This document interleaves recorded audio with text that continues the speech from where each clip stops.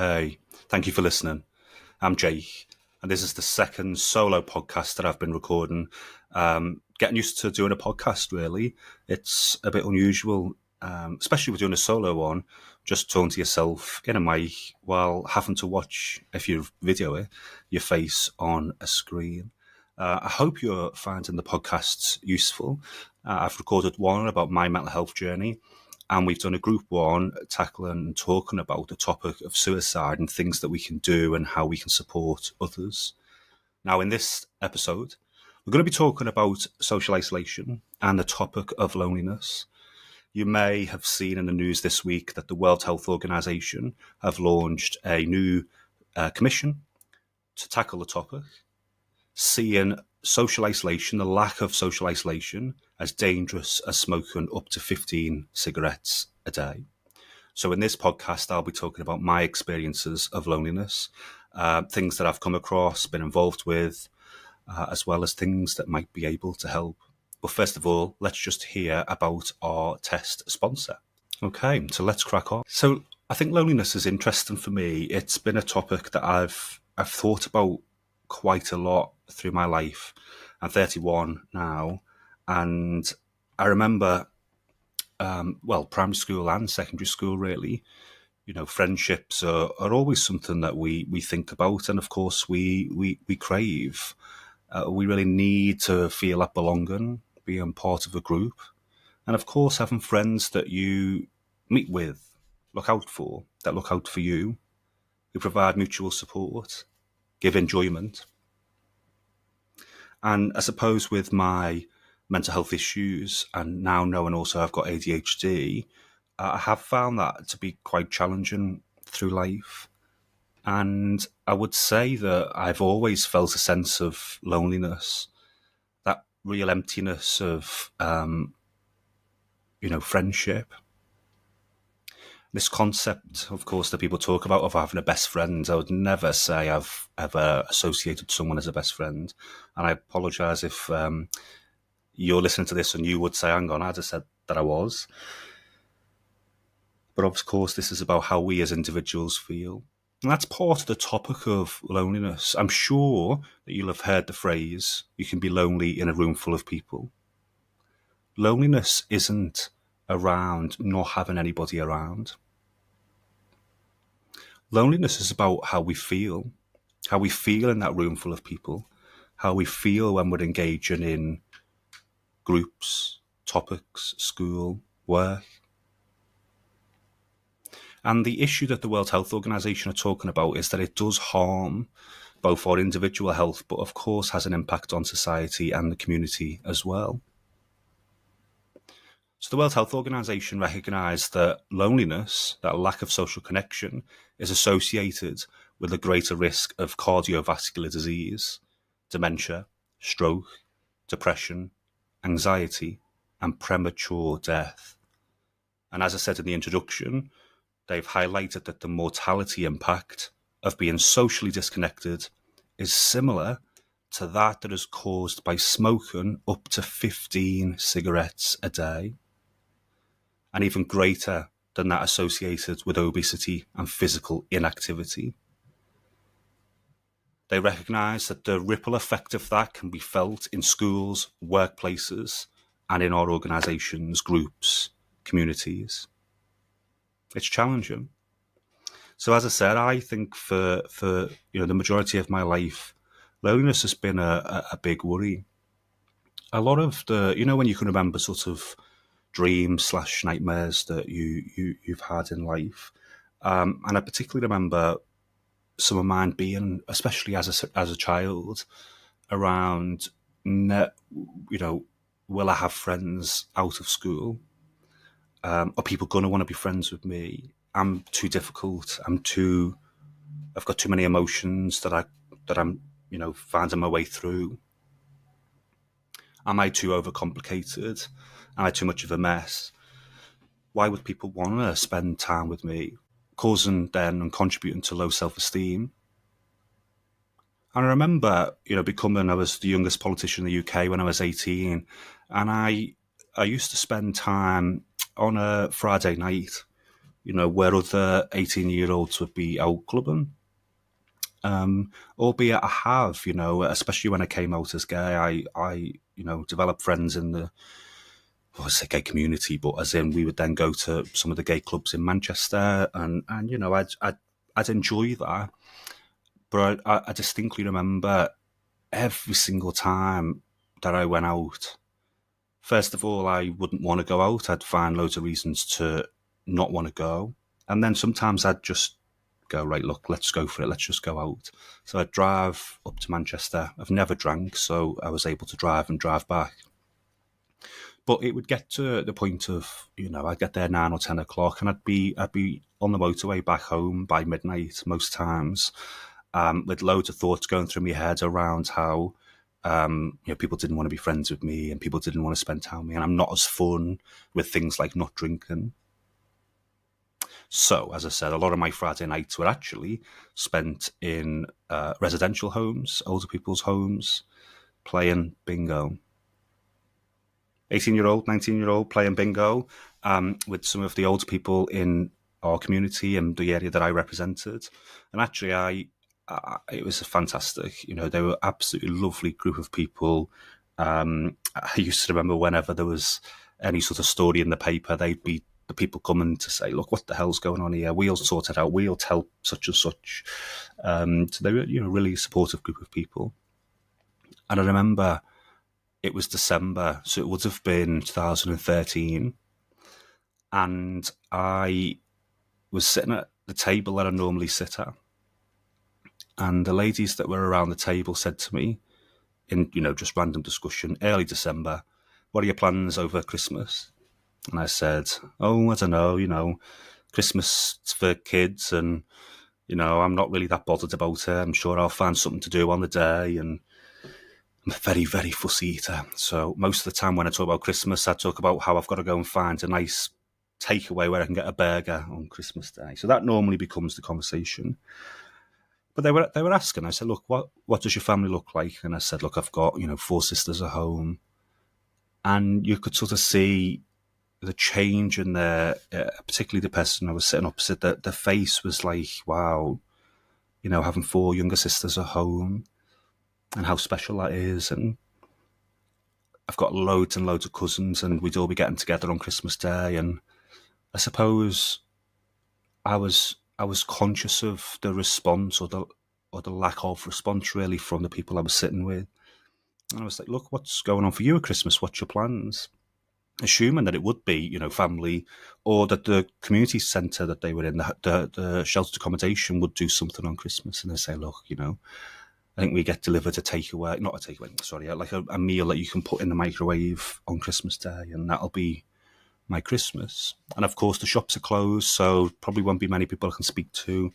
And there was a couple of different reasons. I think all of the people I was sitting with were widowed. So, of course, that plays a huge part then in that issue of isolation there, the loss of a life partner.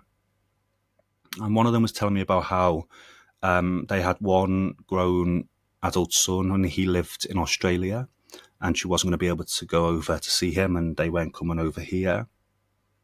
So, she was talking about how she'd have a phone call, but that was basically it for her. And I was instantly like, wow, we've got to do something about this. And we did one of the best projects I've ever been involved with, which was called White Christmas Liverpool. And that's just why I know it's 2013. So in December 2013 and then December 2014, we put on a Christmas Day dinner. In the first year, we literally had like 3 weeks to organise, and the Liverpool Echo were amazing and, helped us publicise it and whatever. And in that first year, I remember, I think we had around 80 to 100 people, including volunteers, supporting us in the local sort of tavern. It was actually Wavertree Town Hall, but was now a sort of pub, a tavern. And we held this free Christmas dinner in the function room at the back, and some of my friends were volunteers, and it was all really lovely. And then the next year, given that it was so big in demand, particularly we had such a short amount of time to organise, we began organising earlier. And there was a lot of interest. But of course, a lot of people don't think about where they're going on Christmas Day as an individual until we get towards December. But in the sort of September, October, when I was starting to talk about Christmas 2014, I was having lots of younger people, adults, asking me could they volunteer this year. And we were going to be hosting it, and we did, in St George's Hall, a huge, amazing building in Liverpool city centre. And what struck me was a lot of and I would say justification. People felt like they needed to give a justification about why they wanted to volunteer. And again, I distinctly remember some people talking about how they wanted to be around older people. They wanted to get that feeling of what it was like when they were growing up with Nan and Grandad and having Christmas with them, and they're no longer here. And really wanting to build that connection and tap back into positive memories, where now Christmas was not a positive, enjoyable thing to do. And I said, with my attitude of not really being that bothered, but I sort of do like the spirit of how people do tend to be a bit more positive and stuff. Knowing loads of people who actually, Christmas just isn't a day to enjoy, and the world, or certainly in the UK, switches off and things are closed, and unless you have got that close family connection there, you're very unlikely to be with other people. So on Christmas Day in 2014, we had 500 people in St George's Hall, and it was super. It was just wonderful. If I can, I'll try and put some pictures over this podcast when I put it up. And the joy, the simpleness of what we did was remarkable. I've done a lot of stuff in life. I said I've been in politics. I've worked for an MP. I've done lots of sort of TV and radio and newspaper interviews, and fought for campaigns, fought for legislation change. I've ran charities. I've ran services. I've worked for services. And this was, amongst some of the best heartfelt feedback that I had. And it was simply people thanking you for kindness. It wasn't the free dinner. It wasn't, it was like, oh, thanks very much, I didn't have to pay for dinner today. It was, thank you for helping me feel part of the community. Thank you for helping me feel heard. Thank you for making me feel human. And the amount of people that I did, and I'm not a hugger. If you know me, I am not a hugger. But the amount of people that did want a hug, and that was their sort of way of showing how special it was to get together on that day. And because, as I was saying a little bit earlier, a lot of our volunteers did want to be part of the day. They wanted to feel the spirit of the day. We didn't make it to the, volunteers had to do all of the work and just cater to people who were on tables. They were on tables. They were part of the day. Of course, there were some people who just wanted to do things, but we really made sure the volunteers could be part of that spirit. And as I said, one of the best things that I've ever been able to be involved with. And then I'm not sure if it was the year after or the year after that, but I'd moved out of Liverpool. I'd moved to Cambridgeshire. I was working for a mental health charity, and I've been around the country since. But I did go back, and I was supporting my friend Monica, who was running a children in care Christmas dinner. And she was hosting it at the school that she worked at. And again, I just spent some time talking to people on that day. But again, sort of seeing how it's important that we recognise that there are so many individuals where things like Christmas are not what you might see Christmas as. So I know we talk about how, maybe just looking out for your neighbour, talking to people, but just check in with people about what they're up to. That doesn't mean that you necessarily have to open your doors if you don't have much room, because I certainly know lots of you have a whole load of people around on Christmas Day. It does make me laugh where people start getting deck chairs out and garden chairs for people to sit on around anything that they could possibly grab for Christmas dinner. But connecting them up with things, seeing what they need, seeing if they are interested in anything in the first place is certainly something I would encourage. And I suppose another scenario that really sticks out to me, I remember when I lived in London going on a few dates with a guy, and it was really, really nice. And we just spent a lot of time sort of walking around parks and whatever. But we had a really deep conversation about loneliness and the impact of loneliness. And for both of us, it was from teenage years, and both being really comfortable and then not comfortable in being on our own. And he would talk about how for him it was going to theatres, it was going to the movies, it was very comfortable going places on his own. And I talk about how I'm not a big, I said I'm a fussy eater, but there was particular sort of cafes or restaurants that when I was a counsellor particularly I'd spend time in because it was closer to the office, or I'm always someone who rather works late, so I maybe then would sit in, a local cafe / restaurant and do some work. And how obviously a lot of people would see that as quite sad in the people being on their own and, not going there with other people. And I suppose what always flashes in my head when I think of loneliness is relationships. It is the topic of relationships. And of course, I know the complexity of relationships and someone can be extremely lonely in a relationship for lots of different reasons. Perhaps their partner is away for long periods of time, or they just genuinely might not get on with their partner. It just might not be a healthy relationship for lots of different reasons. And how, again, sad that can feel for people of, this is supposed to be okay. This is what we're told, that these things should be okay. Is it me? Is it my fault? And I've never had a long-term relationship. And when I say long-term, I'm talking here, I don't think I've dated someone for longer than 2 or 3 months. And the last time I did that was nearly now 9 or 8 years ago. And ever since, certainly, not been on more than 2 dates with somebody consecutively. And I think what really made me want to do something about the issue there, where I was at the older people's bingo, was thinking loneliness can hurt us all.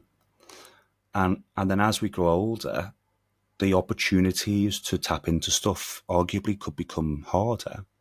At least, I'm really comfortable with the use of technology, for example. I can find ways of getting some sort of connection with people.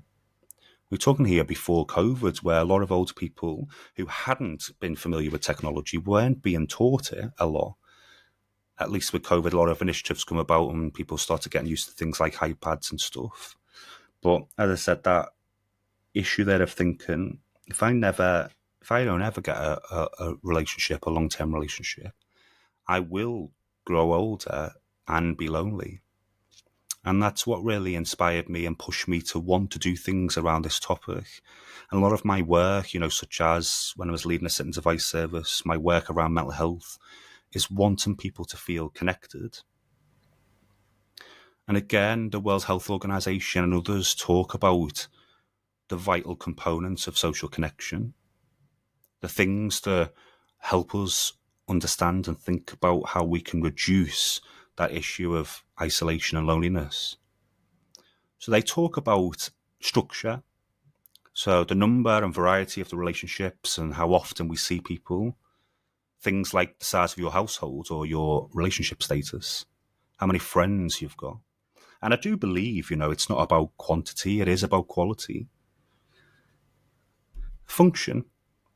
So what are those connections about? And I'm a big fan of mutual mentorship. Some of the most inspirational projects I've seen have been intergenerational projects where it's not one-sided. It could be an adult, an older person providing support to a younger person around life and the first things, so having a child or going to university or finding your career. And then the other way around of providing that friendship and connection and support to do things and be involved in things. It could be emotional support.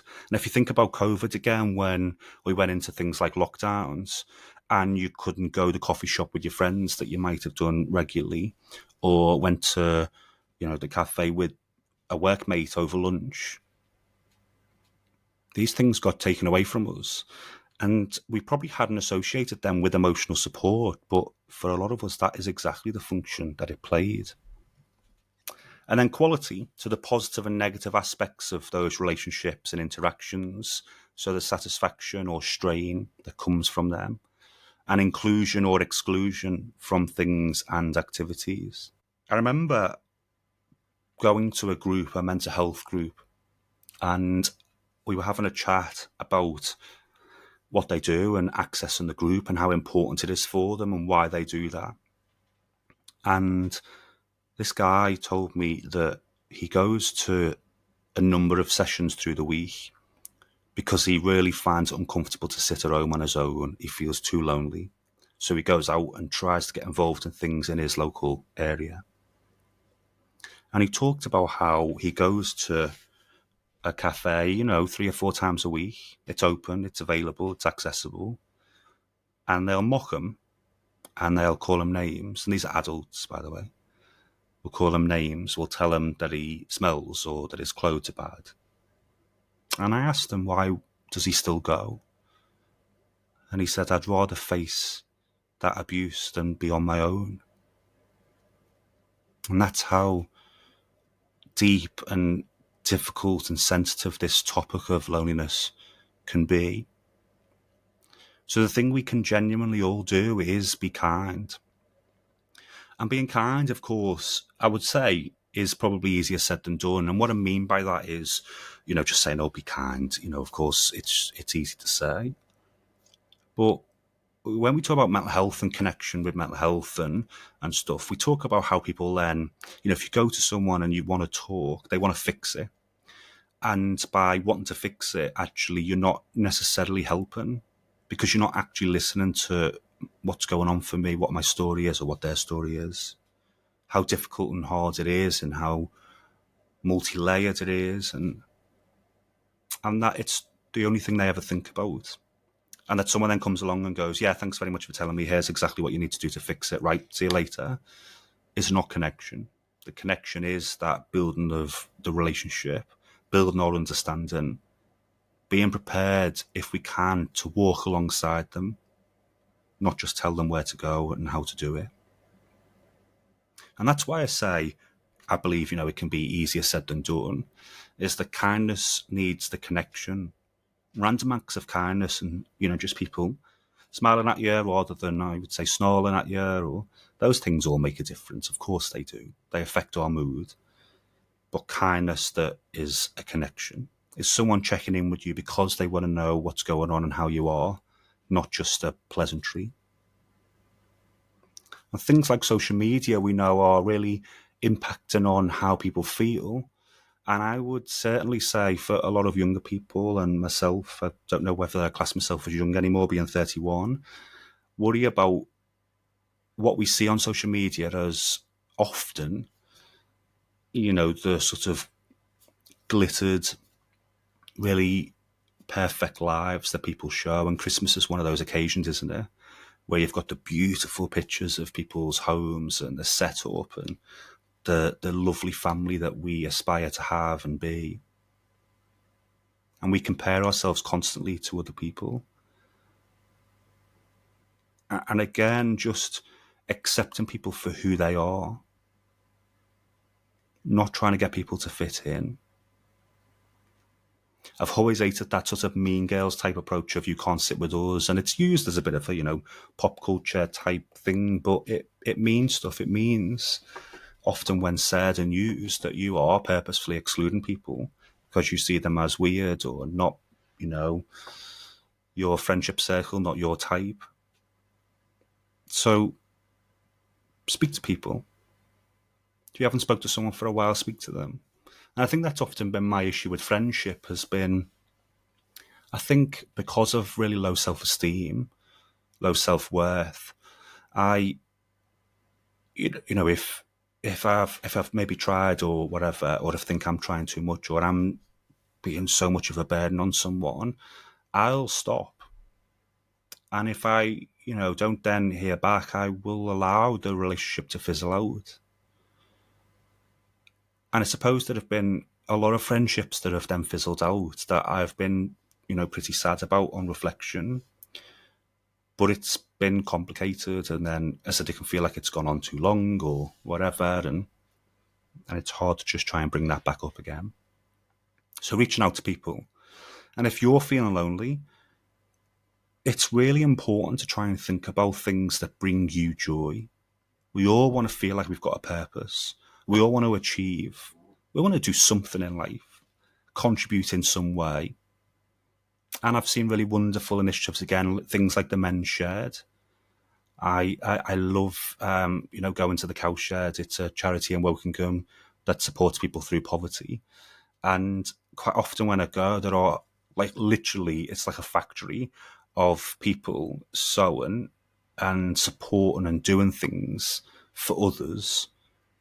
But if you actually take a step back to have a little look, they're coming once or twice a week and building friendships, being with other people. And I used to see that with our volunteers in Sitting Device as well, of they want to come and help other people. They want to come and learn. It might be that they're trying to gain new skills to get into a new job, but the friendships that build from that are really special. So volunteering for a cause that you're passionate about, joining a group, finding a new hobby, again, that you enjoy or are curious about. Education, learning. Lots of people go to adult education, evening college, etc. Find ways of connecting with people. And Facebook can be good for that, and Twitter and others, in terms of finding topics that you're interested in. Join a group, join a local neighbourhood group.